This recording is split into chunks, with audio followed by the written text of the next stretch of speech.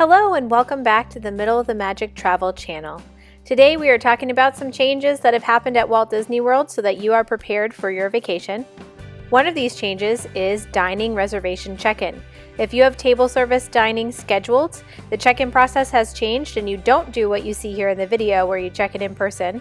You check in on your app, and we've got some instructions to help you out.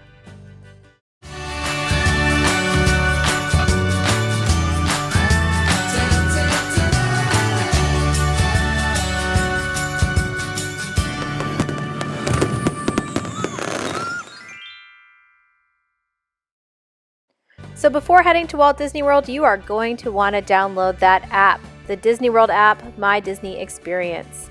On that app, you'll find all your plans and information. To start the check-in process for table service dining, you're going to click on the dining reservation in your plans. So in this case, it's the Plaza. You'll see your dining party, but you want to confirm it. So you're going to put in how many adults, children, and infants you have in your party. They'll ask you if you have any mobility issues on this screen, and then about any dietary requirements on this screen, like allergies. They'll also give you a place where you can indicate any celebrations you have, like birthdays, anniversaries, or first visits.